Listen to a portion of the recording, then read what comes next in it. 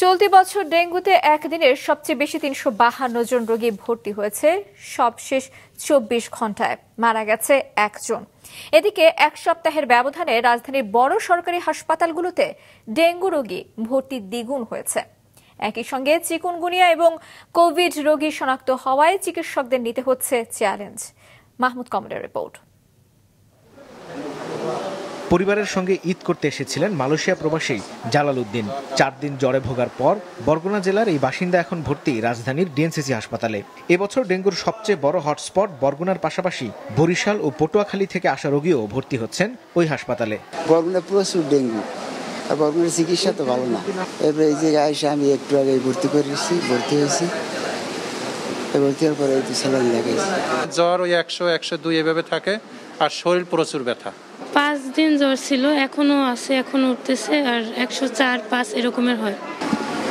DNCC ও কুর্মিটোলা হাসপাতাল কর্তৃপক্ষ বলছে, এক সপ্তাহের ব্যবধানে দৈনিক রোগী ভর্তি দ্বিগুণ হয়েছে। চিকুনগুনিয়ার রোগীও পাচ্ছেন তারা, যা চ্যালেঞ্জ হয়ে দাঁড়িয়েছে। স্বাস্থ্য অধিদপ্তরের সবশেষ হিসেবে এবছর ৪৫০ নমুনার ১৫০টিতে মিলেছে চিকুনগুনিয়া। ঈদের আগে আমাদের ৫ জন ৬ জন ১০ জনের মতো ভর্তি থাকতো।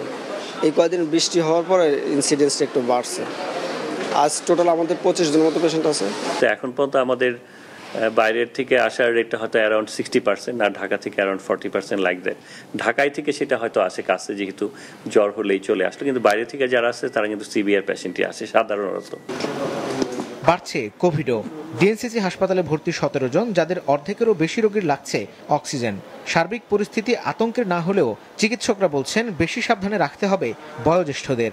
একই সঙ্গে ডেঙ্গু, চিকুনগুনিয়া ও কোভিড প্রাদুর্ভাব ঘটায় বাড়তি সতর্কতার পরামর্শ তাদের।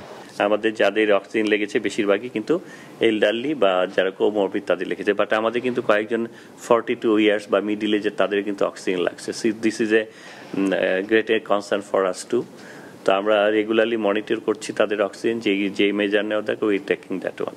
চিকুনগুনিয়া ডায়াগনোসিসের জন্য আমাদের আরটিপিসিআর করতে হয়, যেটা আমরা আসলে অত অ্যাভেলেবেল, খুব কস্টলি। চিকুনগুনিয়ার ক্ষেত্রে তো মর্টালিটি নাই, মরবিডিটিটা বেশি। মানে জয়েন্ট পেনের কারণে পেশেন্ট হয়তো তার ডেইলি অ্যাক্টিভিটিসটা করতে পারে না।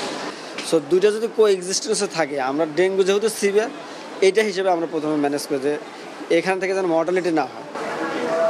সবশেষ ২৪ ঘন্টায় ডেঙ্গুতে মারা গেছেন একজন, আর ভর্তি হয়েছেন ৩৫২ জন, যা চলতি বছর একদিনে সর্বোচ্চ ভর্তি।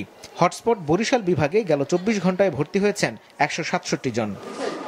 মাহমুদ কমল, মাছরাঙা সংবাদ, ঢাকা।